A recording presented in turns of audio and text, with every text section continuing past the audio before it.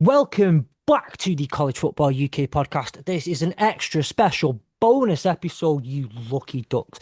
Joining me for today's special episode is my co-host Gary. Gary, it is like gone half past 10 on a Tuesday night. How are you? I'm doing all right. It just shows either how sad we are together, Fletch, or how much we love this game. I'm not sure which way we're looking at it. Will between us, I will convince you, we will convince each other that it is the latter, not the former. People at Good. home can decide for themselves, but I'm sure they've already decided anyway. if it's the former, don't say anything. We If don't need it's any the comments. latter, We don't let need us know. any comments. Yeah. Um, but one of the biggest questions as we do in the UK, um, so one of the favorite things for for people around the world when they watch NFL and tune into NFL Network in recent years has been Scott Hansen and NFL RedZone. The inevitable and all too common question that we receive is there a red zone but for college football?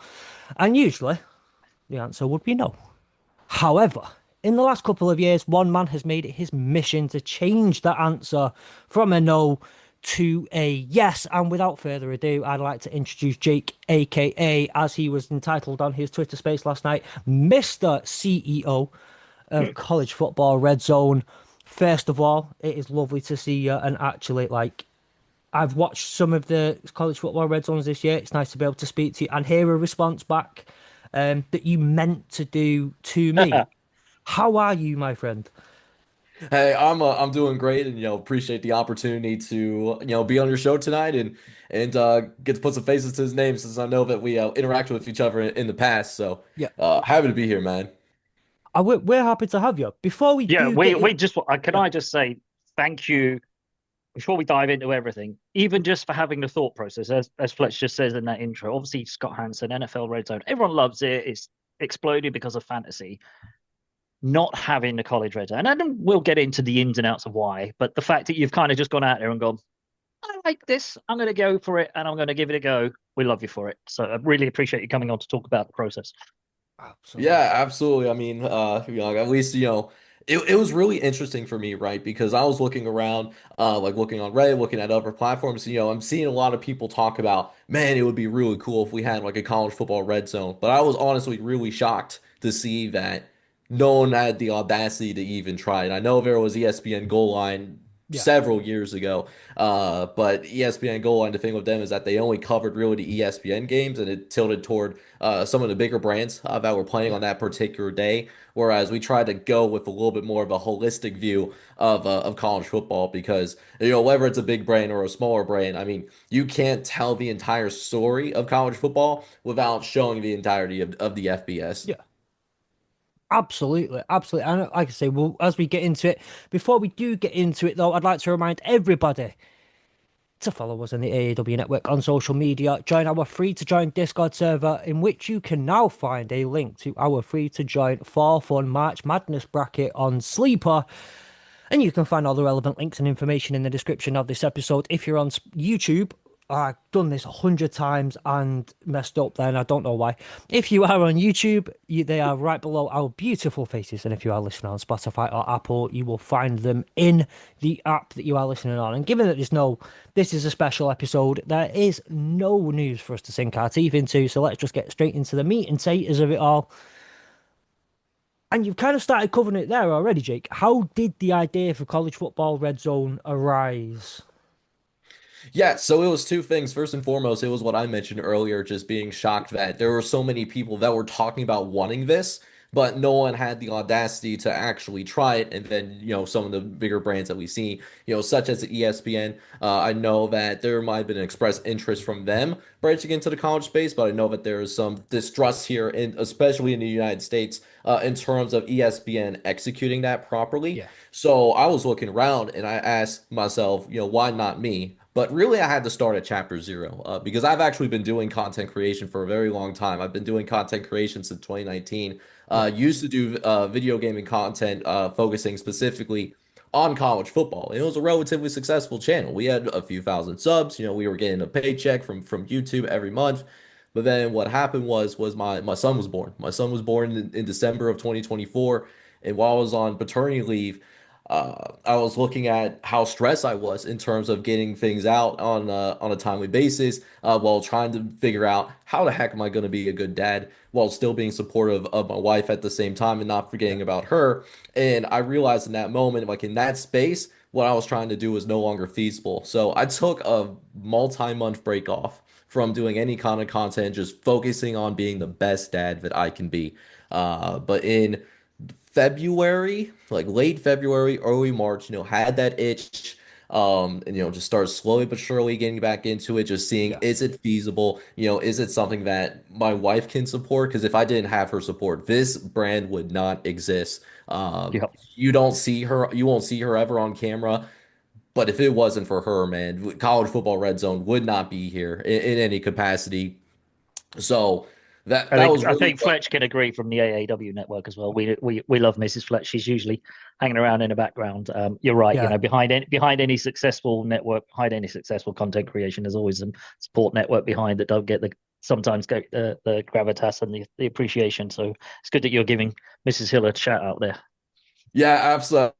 Absolutely. So, it started off like just doing a little bit of analysis here or there, just treating it as a hobby. And then, we got into like the May and June timeframe, like, man, we actually got a little bit of motion, as we say here in the United States. So, that's when we decided to launch College Football Red Zone last summer, changing our name officially from Any Given Saturday that I was going under at the time to College Football Red Zone. And really the rest was history after that. Hmm. Just what I mean, when you were thought about it, actually, you're saying there was some hurdles and stuff. What were some of those big sort of logistical problems that you were facing? I mean, obviously from our side of things, we're thinking different networks own different conferences near enough. So was it more around those sorts of things that you had to overcome? Yeah, so the biggest thing that we're still trying to overcome was really the broadcasting rights around college football because with the NFL, it's a little bit different. Generally it's very consolidated. You're looking at it's either ESPN with their Sunday Night Football, Monday Night Football, whatever, NBC, Fox, CBS. It's very consolidated. Whereas for college football, it's a lot different. Many more networks are involved, like including but not limited to, networks like ESPN, TNT, Fox, CBS. Uh, Peacock is starting to Yeah. get into the fray as well. So it's a lot of these broadcasting things. So that was our biggest challenge in terms of going over that initial hurdle. And what we did in order to get around that, at least for the first season, while still trying to get these broadcasting rights, so we could actually physically show the game, is hey, let's have the audio in the background, but let's not physically show the game. Yeah. And so what we did in the summertime, so we have this thing called the College World Series.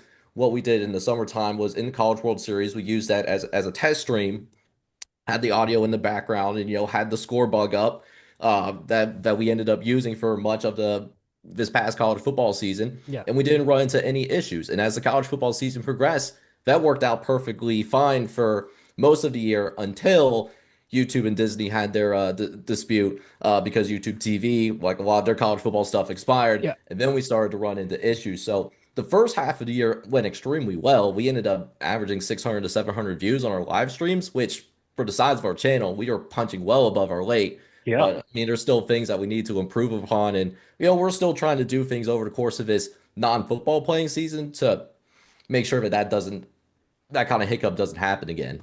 Yeah. Yeah. Um, I think it's brilliant though, the fact that you were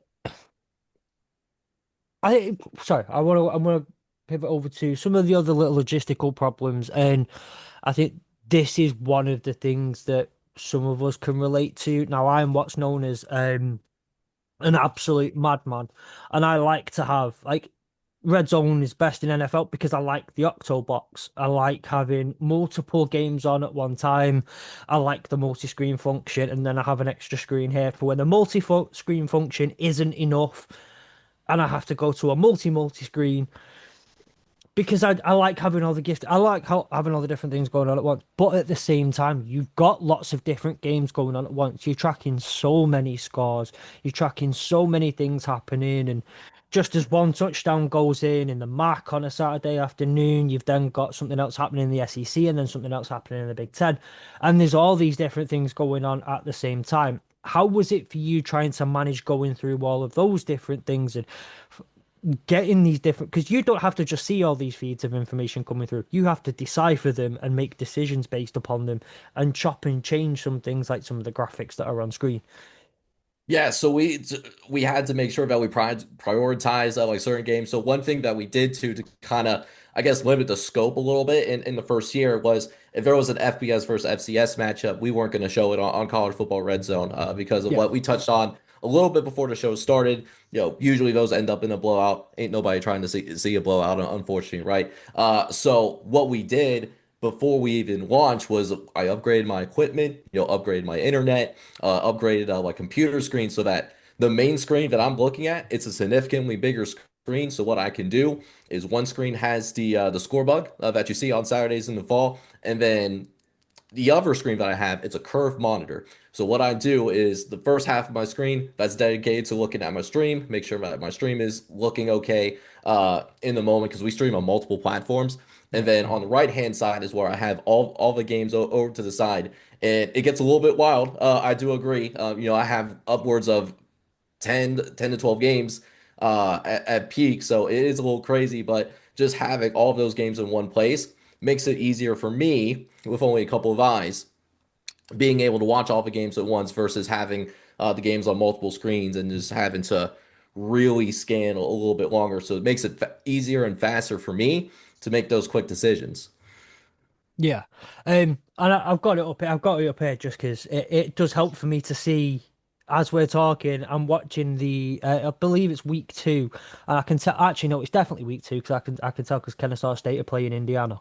Um, and seeing how you've got that all going with Photoshop running as well to get all the graphics and changed, and it's impeccable how much work goes into it, and you see the operation that I don't know if any of it looks like the operation that's ran at NFL Network, and okay, granted you're talking on a much probably higher budget than you have, but it's such an impressive and so much going on, but to have that as just you doing that with your own two eyes and all that is so impressive. Yeah, and the thing was is that it was a one person operation over the course of the last college football season too. Yeah. That I definitely wanted to touch up on as well. But what made all that possible is just the ability to prep and Yeah. figuring out okay these games are going to be on these stations at these certain times.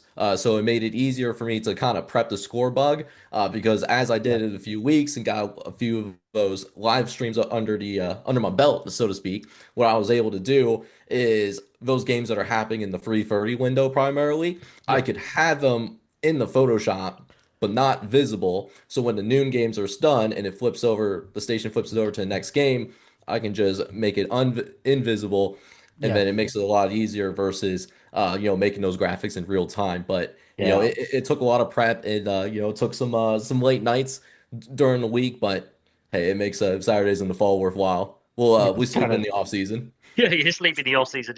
And it is true that, I think Fletch has probably seen this, the prep work that goes into it. People often don't see it. You kind of just see that Saturday afternoon.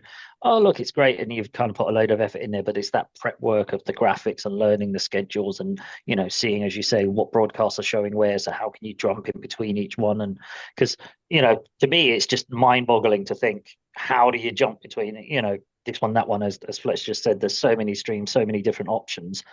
But I guess, as you say, that prep work of saying, right, these are the bigger games. People are going to be more interested in these games if they're not, maybe if they're not watching it in their location, because obviously in the States, I think it's geographically some areas are not allowed to watch certain games and whatever else. So, you know, it's important that you pick and choose those games. Nobody, as you say, nobody wants to see a blowout because why would you watch that for the first quarter and go, Right. you walk ons and everybody else is coming on now because you're 15, you're Yeah. 52 up already. So it makes sense that you picked and chooses. You pick and choose those specific matchups that people are going to be more interested in that maybe don't hit or for the annoyance of those in the US sort of market are only on a specific network and therefore are locked in from certain areas.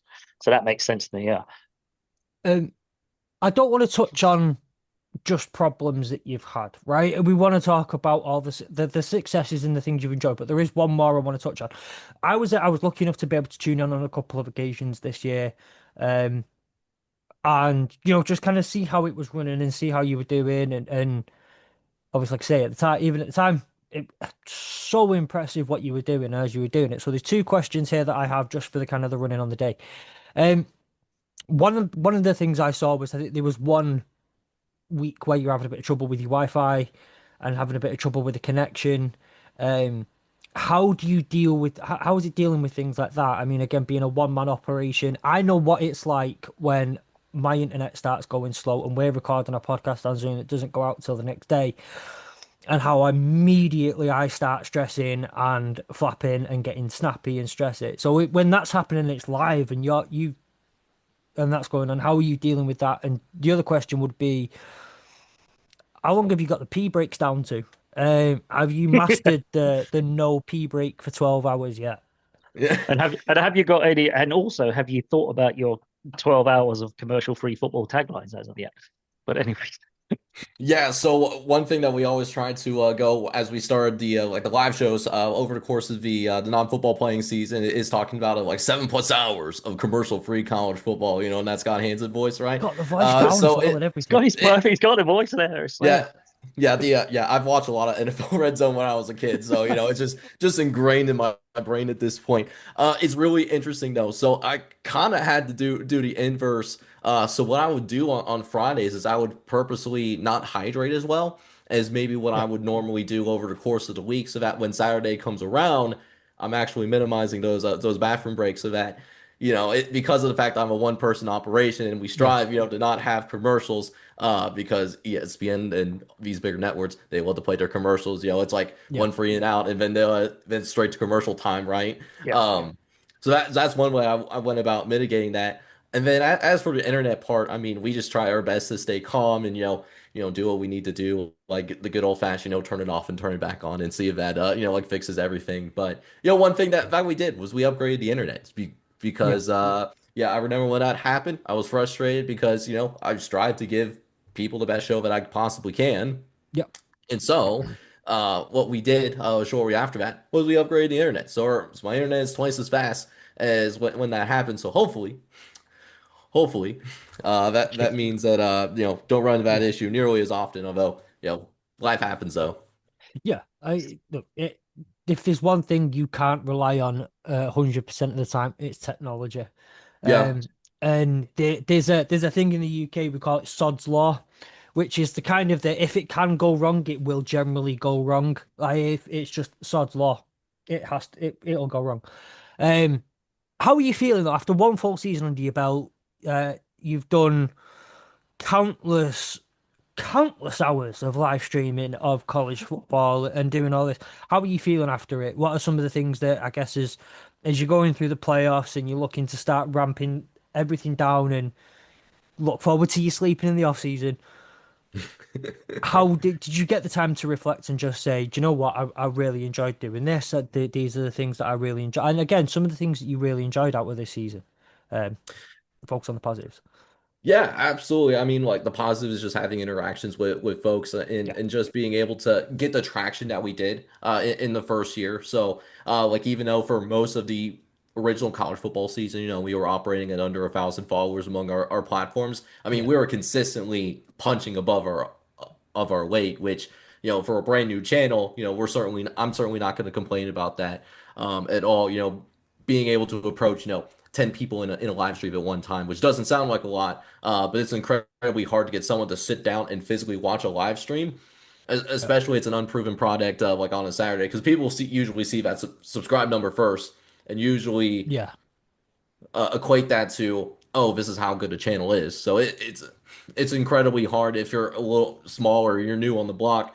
One thing I definitely enjoyed interacting with the people most yeah, because I get the opportunity to interact with all different kinds of people, not only around the country but overseas, like you guys as well, obviously. So that's really like some of my favorite things.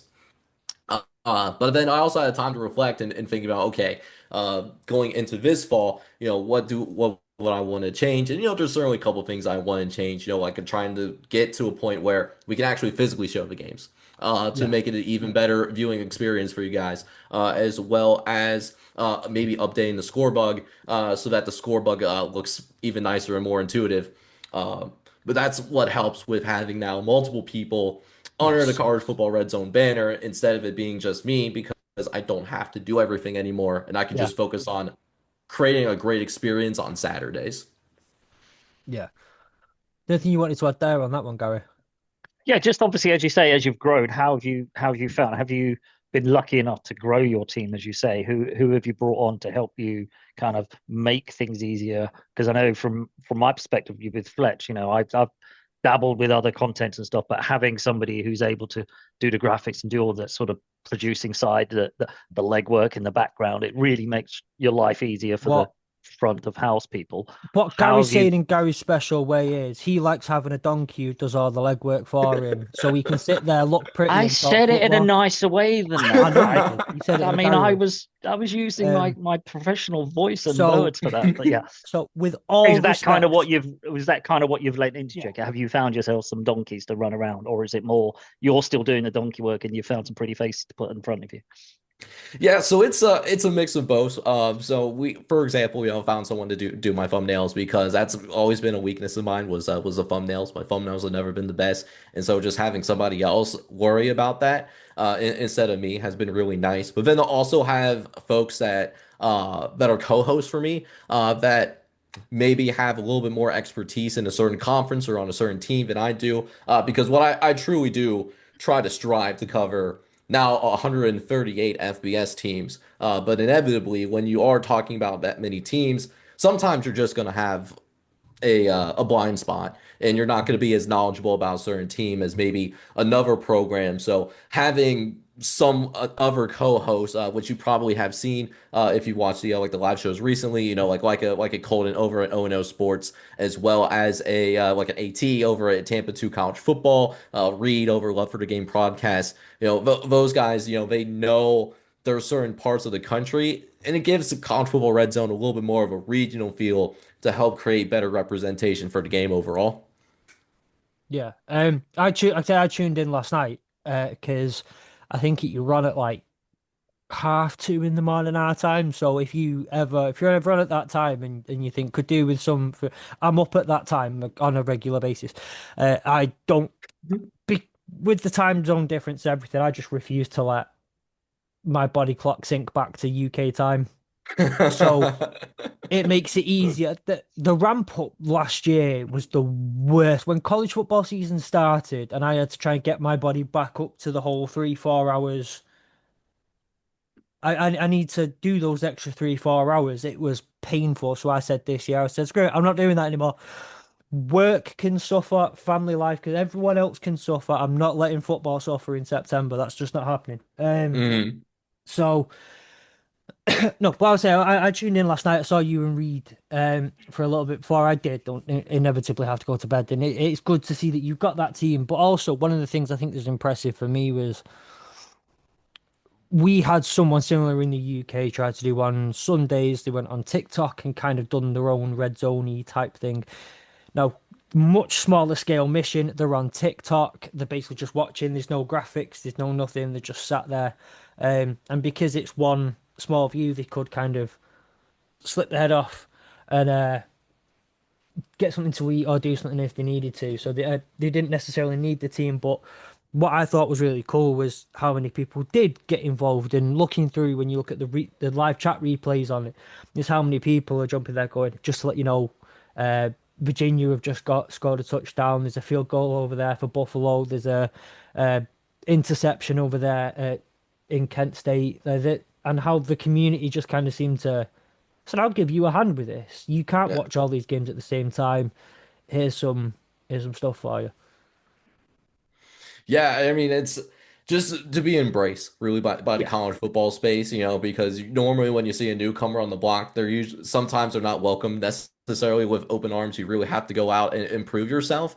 But to be welcomed and not just by college football fans, but really by other college football creators, to be in a welcoming environment from the get-go. I mean, it goes to show that, like there's people that genuinely love this sport. Um, that want this to be successful, and Mm, I just hope at the end of the day that I can deliver on that, yeah. and there's things that are in the works in the background that we're trying to work on so that we can make a better product in 26. Yeah. Nice. Just on that, it's you don't want to delve into it. Did you find any, we talked about some of the logistical problems. Did you find any sort of pushback on other college football creators who are already kind of in this space? I know you said you got a lot of positive feedback. Were there any that kind of came out and went, "Oh, you can't do that because it might steal some of my thunder," or did you not find that? So I wouldn't say it was outright negativity or hostility, but I mean, there was a few people that would privately message me and ask how this was going to work. Just, being not necessarily negative, but just being a little bit more speculative. And a lot of it's just because of those broadcasting rights, which I completely Yeah, understand. And I mean, we had a plan of action, and for most of the college football season, it worked. And it's just a matter of, okay, we've seen what worked and what didn't work. We're a little bit older, a little bit wiser now. Let's figure out how to get Yeah. around this, and then we can do even better like next year, and it's going to help again. Just having multiple people, hopefully working under the I guess in the I guess w with the sausage being made like in the background, so that I can yeah, just Yeah, focus on just being a pretty face, so to speak, right? yeah. Yeah, I suppose you look at that. I mean, do you take 26 almost as your pilot year then of like, hey, we've tried it, we've stuck our toe in the water, we've, come up against some of these hurdles, we've broken some things, we've found this doesn't work, this does work. You feel, better armed going into the next season of, oh, okay, got to cut some bruises now to show for it. Now we know where we need to polish things up. Yeah, absolutely. I viewed the 2025 college football season as, and I've mentioned this a few times in the summertime last year, as a proof of concept year. yeah, Because of the fact that, it's a one person show. We had limited resources at the time. And just figuring out like just level of interest. Is this something that people would genuinely tune into, or they're going to see that it's just a one person show and it's not exactly what they're looking for and immediately be turned off on it. So I saw some promising results of like in 25. Again, I mean we have more people, we have more resources, so hopefully that translates into you guys having a more good time yeah. and hopefully um figuring out how to actually show the game to you guys. That's really the next big step, and that's really the difference for having a good show and having a great show. Yeah. But I look forward to that challenge though. Yeah. Yeah. I think just for me, I think there was do you know what, I did have a question in my head and then it's just ran out of me. It clearly wasn't a very good question. Um Standard. yeah, generally tends to be the case. I think that was it. Is there get more onto the general college football, I think just before I think we start to tail off into the last couple of questions that we do have. You've obviously seen a lot of touchdowns this year. You've seen so is there a particular one that you caught this year that you've got to call out on air that you sit there today and go, God, I'm glad that I was able to call that touchdown out on air or a couple of moments like that that particularly stand out to you, or you see some of those games like if you look at just the top of the college football, you talk about the Georgia Ole Miss game, which was chaos from start to finish. The Tennessee Georgia game, which was pure chaos. SEC games that involve Georgia, pure Yeah. chaos. I think that's the general rule of it. But there are a lot of very, very good games, very exciting games, and amazing plays.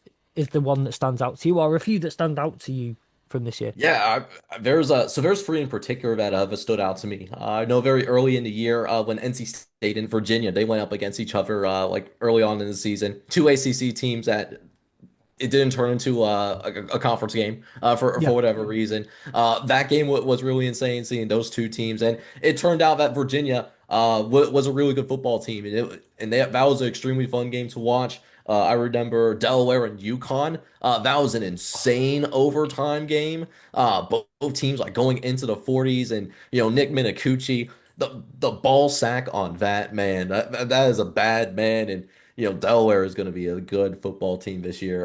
That was the one that I remember calling it yeah, and losing my mind about. The third one was Memphis and USF when they were going up against each other. And a little bit of context of that, I think I was putting out my American Conference rankings. I think it was a power rankings, and I had Memphis ahead of USF. I got a lot of pushback from some USF fans, and that weekend, Memphis beats USF off of a missed field goal from Grammatica which how incredibly rare we saw that because Grammatica, he turns into an all-conference kicker. So Yeah, that was a little validating for me, being able to prove that I was right yeah, on stream. But it was an extremely crazy game too because USF had it in the bag, and then Memphis they roar back.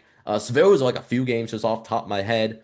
Syracuse and UConn, that was an interesting one. Georgia and Tennessee, that was a really good game as well. Just there, we watched a lot of games on Red Zone, so there's a lot of quality moments for sure. yeah. I was just say, just I was just curious if there are any in particular that stood out, and those are all great ones. I think I remember especially the USF Memphis game. That was um, Delaware. Delaware was one of the better stories of the year. Obviously, they ended up making a bowl game based on opt-outs and all that sort of stuff, but they came straight into the FBS, had a fantastic season. Gary, is there anything else you wanted to add on to? I suppose just a follow up sort of a generic question. Calling yourself College Football Red Zone. Do you feel you mentioned it there that you want to make this a better product for people? Do you feel that sometimes that maybe you might have suffered from it that year one where people have gone, this is College Football Red Zone, it's going to be just like NFL Red Zone, and they were expecting something a bit more than you were able to deliver? Do you think you might, I don't know, set yourself up to fail by calling it Red Zone, giving people an expectation, or is it more that you wanted to call it that because that is the long term goal, and if you manifest it, it's going to happen type thing? Yeah, so I really appreciate that, Gary. I really appreciate that question. I call it College Football Red Zone because that's the long-term vision. We're not trying to stay around for just a year or two and then like just go right Hey, off we into the tried it. sunset. Yeah. Yeah, it's like well, just go. That is the long-term goal. Now there was a couple of people that tuned into the live streams and they were disappointed by what they initially saw and then they turned it off and disliked the live stream. I mean that's fine. I'm not going to satisfy everybody. But for me, um, calling myself College Football Red Zone and having that clear parallel to what NFL Red Zone is and what Scott Yeah, Hansen has done for all of these years. I don't see myself as like setting myself up from failure. I see myself as a challenge to live up to those yeah, expectations because it's you hear Red Zone and you hear that it's going to be you want it to be similar to NFL Red Zone. It's going to naturally create a high bar. But the thing about me is I've always been a competitive person, and so some people run away from competition. Some people run away from a challenge. I'm not that guy. I'm not that guy, pal. We embrace the challenge and we embrace that competition. And if we fail, then it's an oh well moment for me. Because how I always live my life is that I would rather be on my deathbed and have oh well moments that things I did in my best and it didn't work out than just sit there and think, man, I really wish I would have What pursued ifs? this Right. further, It's or man, better to I have a. really wish I would have asked that girl out. It's yeah, that's not how I want to live my life at the end of the Right. day. So, I'm not worried about setting myself up for failure. I enjoy the challenge. I embrace the challenge, and hey, we're consistently punching above our weight, and that's the goal. And as we get deeper into 26, just continue to punch above our weight and continue to provide good content for you guys. yeah. Perfect. I mean, as you say, you'd rather have oh well moments than what if moments, right? Yeah, So, absolutely. just a heads up, Mrs. Fletch is currently setting up a brick wall for me to run through for you. That was I wasn't that question wasn't on the sheet, and as soon as I asked it, I was like, I wonder where this is gonna go, and I'm ready to run through a brick wall for you. So, if you need anything during the season, I will swim the Atlantic, whatever you need. Um, You gonna oh, swim the Atlantic? I'd love to see that. so listen, Yeah. Who give me. sponsored that one? It's I've got this is recorded, so if I can play that, I can play that speech just before I hit the docks in Liverpool, and then phew, I'm gone. Um, I do want to kind of as we start to, I guess, tail off towards the end of this, we do ask every time we speak to people from the States. We've asked Spencer McLaughlin, we spoke to the guys over at the Sickos Committee, we've spoke to um there's no secret. that college football is expanding. The footprint of college football is going global. It's riding off to an extent the coattails of what the NFL has done since 2000 and well, actually no, since the 1980s that the NFL had the NFL Europe and then that ended and then the international series games of which this is the biggest year yet for international series games, so the biggest year for college football going international. There's the Dublin Aer Lingus Classic in week 0. There's the Union Jack Classic in week 3, and obviously the Brazil game in week 0, which is NC State Virginia. I do believe it's NC State Virginia, right? I know It's it's not NC NC State. State. It is Is it NC NC State. State? Oh, sorry, we're getting UNC, aren't we? Because We're getting UNC. I think it's It's NC State, and I think it's Virginia off the top of my head. I can't remember because we'll be in Dublin, not Brazil. But although if the Brazil game would like to send us a complimentary ticket, you know, no, we're all listen, for it. Gary, you can't. The Guinness doesn't taste the same in Brazil. We're going It for the doesn't. Guinness. It doesn't. We're going for But yeah, we're not going for the college football game at all. it's not a chance. But as I ask you this question, like there's always a bit of discourse around it, and we accept that it's not everyone's cup of tea. One of the reasons we fall in love with college football is the atmosphere on college game days, the campus atmosphere, the marching bands at its full pelt, as the hundreds of thousands in crowds are lining up and making the noise that they do. What do you feel about the expansion of college football globally? And I suppose on one hand, yeah, sorry, just start off with that one. How do you feel about the expansion of college football globally? Yeah, so I remember like even as recently as 2 to 3 years ago, I was absolutely adamantly against the idea of having like games overseas because college football in the NFL, even if you're playing the same sport foundationally, it's a completely different product. Yeah, The NFL translates over into overseas a lot easier because, the main thing about the NFL is, the level of execution that these players on the field they can execute at. So that's easier to translate over because ball is ball at the end of the day. But with college, it's a little bit different. It's yeah, it's hard to replicate, take traditions and the pageantry and the marching bands, take what makes college football so special and import that over to an overseas game, regardless of how hard we try. But as I've, like reflect on the last couple of years, I'm more okay with the idea, as long as it's kept to a minimum, yeah, because of the fact that, we do have fans and alumni that do live overseas. It's not just you guys, but other people too, all yeah, across the globe, that would love the opportunity to go to these games. But most folks that do live overseas and are fans of certain teams or alumni of certain universities, they don't necessarily have the money to go and physically travel Fly all to the the way United home. So yeah, States. yeah. Right, and travel to the United States to go watch a football game, especially with how inflation has been the last five to 6 years, right? It's more expensive for like even the average family to go like here in the States. So I would imagine how hard it is to, yeah, go through customs, fly across an ocean and enjoy your sport.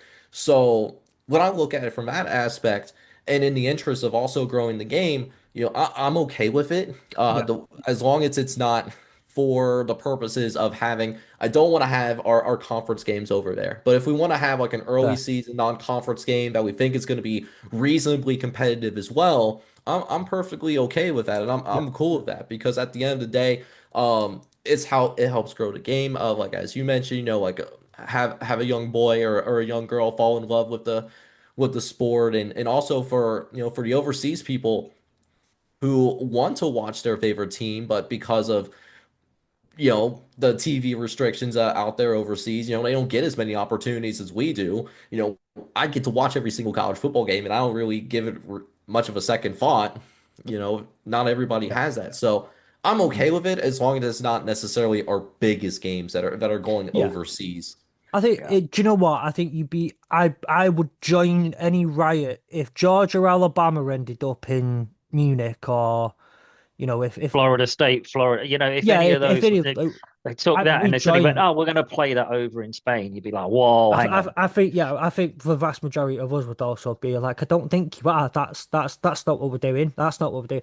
But when we look at it as, and I get to an extent though, when Western Michigan and Michigan when I play, it's the in-state revenue. The school's only so many minutes, only so many miles down the road. I get the in-state revenue. I get the money being kept within the state. I understand all those things.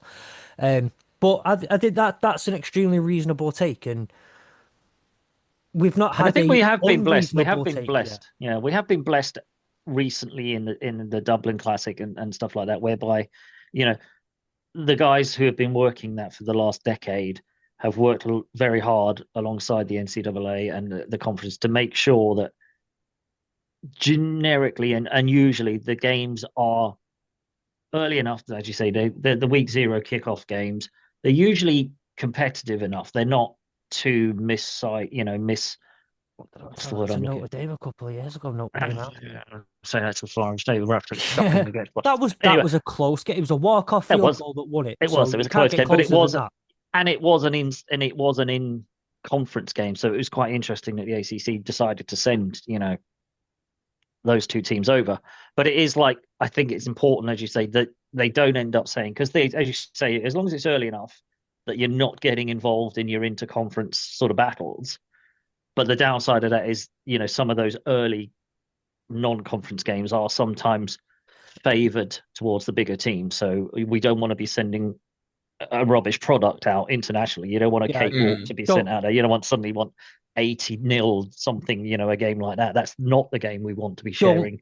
don't want to sound ungrateful, but please not the Citadel. Like I just uh, I We appreciate don't it. know. I appreciate every game we get and every opportunity we get, except for if it's the Citadel, man. I can't do that. I've watched them concede more points than I've had hot meals in my time watching college football. Yeah.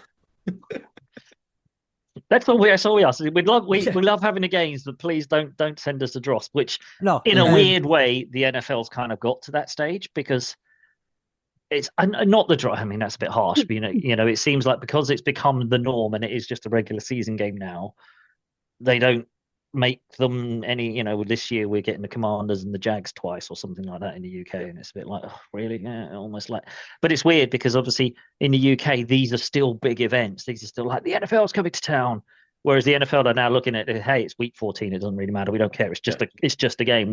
We never want college football to, or do we? I mean, it's a I weird mean, one. At the moment, it's still, I think as Fletcher has just said, we are going to make Dublin an event. It's our Rose Bowl. It's our sort of bowl game. All the UK yeah, go in there, and it's still such a big event. You get every team, you get every jersey, and etc. etc. And that's what we want to keep. that's something I want to touch on at another point in another episode as we go throughout the off season. I always We're stand with the assuming NFL. Jacob's coming back. I mean, you're more than welcome to join in on this conversation. It's the whole. I expect nothing, be grateful for everything. So as much as I say, don't send the Citadel. If the Citadel turned up, I would go and watch, We're and I still will going. stay till the Yeah. final whistle, and then I will go enjoy an extra couple of pints of Guinness for watching a blowout that evening and sitting through it. But you be grateful for everything because we're not. I stand on the whole. We're not owed this by anyone. And the fact that we get it, and the fact that we don't have to travel the Atlantic, and we can get to travel, Gary, 45 minutes in a plane. I could drive there in the same, sorry, I could fly there in the same amount of time it took me to drive to Liverpool. And I'd probably be in the ocean if I got through Liverpool in 45 minutes. I'd be in the ocean if I was still driving. Yeah. So, like, how fortunate we are to be able to have that. I think is just, I don't want to ever be ungrateful for it. And I'll kind of end my part on this is I took Mrs. Fletch and her best friend this year. They've both done the NFL games in London and both were like, yeah, it's really good. It's really cool. They walked into Aviva Stadium and went, wow, wow, this isn't like the NFL games. This is completely different. Yeah. This, it feels like, and I think, again, the point is going, you go to an NFL game, it feels like a corporate run event where people go to watch a football match. The college football game feels like you walk into a community of people. And I think that's it's one of the weird things. I think the best way to describe it is you walk in and you just feel something. There's a soul in it. There's a feeling in it. There's a punch in your gut when you go in. A nice punch in the gut. I think if you can have one of them, that you get when you go to a college football game that you just don't get with other things. And that's Yeah. where That's how we fall in love with this sport, man. It's how, Absolutely. yeah, It's the as you say that the NFL is now so homogenized that it's the same as you say. Jake, you summed it up perfectly. It's great. It's marketable. You can pick it up. You can put it anywhere. It doesn't matter where it's played. It's the NFL. It's still that same product. The college football, it's the rivalry, it's the passion, it's the fans, it's everything, and it's just such more of a deep rooted feeling. It touches on from a UK perspective. It touches on that sort of rivalry. I want to say tribalistic nature of soccer, as you'd call them, soccer fans. Fletch and I bicker at each other, and I'm surprised he hasn't mentioned it. My football team lost tonight, and he hasn't said anything yet. But Yeah. it's that kind of rivalry, it's that kind of bitterness, it's that kind of like niggle that you will do to each other as friends, but you'll have that deep rooted. It's a rivalry, it's respect, but it's also, you don't get that in the NFL because it's a bit too polished. College football's still raw, it's still fresh, and that's because it's that turnover, 3, 4, traditionally, I'm going to change words here. Traditionally, it's a 3, 4 year window of players and then they move on. Recently, obviously, you've been getting some that have taken that to extreme. 6, 7. And what was it? The guy who's got now playing for his ninth eligible year? Yes, he's just seen the Yeah. scoreline. You will, so that's what we love about college football, and that's what one of the things that draws fans in, and what we try to, as this podcast does, is draw those NFL fans into the game yeah, to show them that this is where the game breathes, this is where the game lives, this is where the innovation comes from that eventually makes its way to the NFL because the players, the NFL is changing when the college football players come through. The mobile quarterback, all those quarterbacks, all those kind of guys that are now in the NFL, those athletes have come through the college game. So if you get in early and watch it and learn, this is your basis. I I realise we haven't let you speak for about Sorry, 12 I minutes there, Jake. I'm sorry. Oh no, you're We right. well once we to be fair, it's one of those once we get started and on talking about and hit the little passion side of us that we it's very difficult to shut me or Gary up. As we kind of wrap up, and I know we've got time commitments and all that sort of stuff, so we'll wrap up with the last couple of questions. Have you noticed a shift, or not a shift per se, because it's your first season, so like the trends haven't been going for you to notice? But it have you checked the demographics of your YouTube channel and of your social media to see where a lot of the followers and subscribers have come from, and a lot of the viewerships come from? Are you surprised by the international viewership that you've had if you have done those things? And how much are you looking to, would you be expecting to see it grow, and how much are you looking forward to seeing that kind of thing grow if it does? Yeah, so I'm actually you actually be pretty surprised to see this. I'm actually not someone that checks my analytics too terribly often because what I'm focused on, at least in this first year and like to a couple of years, is just focusing on the product itself Yeah, and just being the best I can be in producing something um that we can all be proud of, right? But I am a little surprised by the international presence though, because I didn't realize, just how much college football is cared about outside the United States, and having like podcasts like you guys, shedding light on that. It's really helpful and it really it's really opened my eyes just to see how much love there is for our sport, even outside of the continental US. yeah. That's amazing. I don't blame you either. You can't get bogged down in stats and demographics and statistics. Yeah, what you want to do is get to the point where you're proud, like where you are happy with, like this is the product that we're happy with. Not it'll never be finished as is always the case. I totally understand that, but like, yeah, you don't want to get bogged down in too much in that sort of thing yet. Um, it's easy. I mean, just on that, you could be quite easy. First year, first, as you say, proof of concept. The last thing you want to do is go, oh, I only got 400 views, I only got this, because you could easily get slightly disheartened by that. So absolutely, make the product perfect. Work on that for the next few years. I think the followers and the network and everything will take care of itself because, as you've probably found this year, people want it. People have been looking for it. You found a niche, a hole in the market. Run with it and see where it takes you. Absolutely. yeah. Um, Look, on that note, I think it's about time we say a huge, huge, huge thank you, Jake. If you could let us know, I don't tend to allow people from Ohio to do this, but I'll let you off because you've been so gracious with your time. Yes, um, and you denounced your former Buckeyes and went with the Bearcats, so I'll allow this. please let people know as and where they can find you. And I don't know what you do so much during the off season as well. You're not done as the season wraps up. You continue to put out content, some great content. You continue to go a lot. You continue to go live. I said live then. I was like, I hope so. If you banned off YouTube, if you weren't. Um, but yeah, as you continue to go live in the off season, create great content, and as we prepare for the 2020 season, how can people find you? What can we expect to come from you from the next few months before the season starts as well? Yeah, absolutely. So we go by College Football Red Zone. Okay, and that's not just on YouTube, but you can also find us on Twitter, and you can also find us on. We also have a Twitch and a TikTok as well that you can find us on. And then over the next few months, we've started as a group to do conference rankings. So we're deep diving into each conference and just ranking how we feel about each of these teams going into the spring.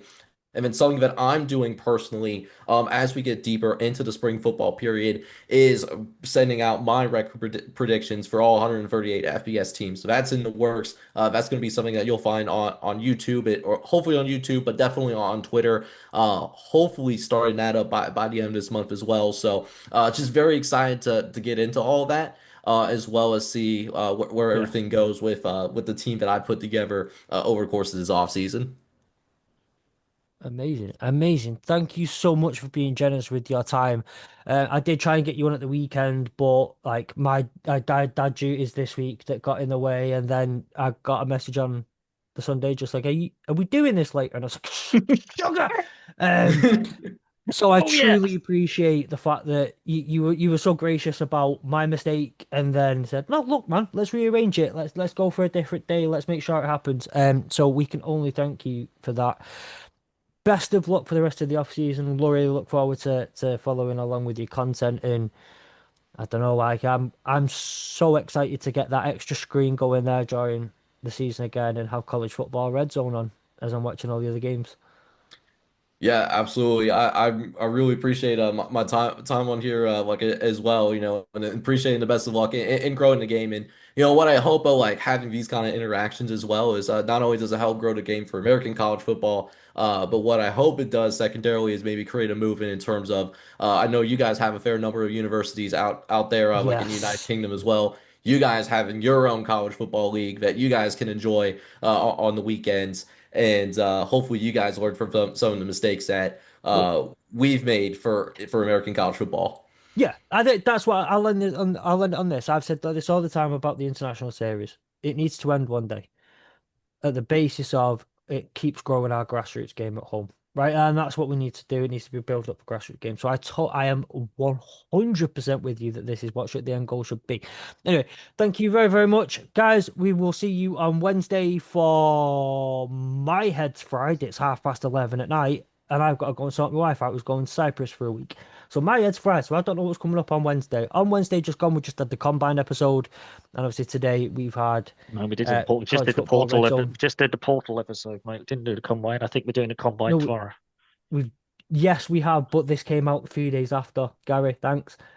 See, Broke see, that's why your head's fried. My head's even worse. Jacob, broke the fourth wall there. Thank broke you it. very, very much. Well, I think on that note, we'd rather just go bed than end this Hang it up. episode. Hang it up now. Jacob, appreciate your time. Thanks, man. Thank you. Yeah, absolutely. Yeah, appreciate like hopping on.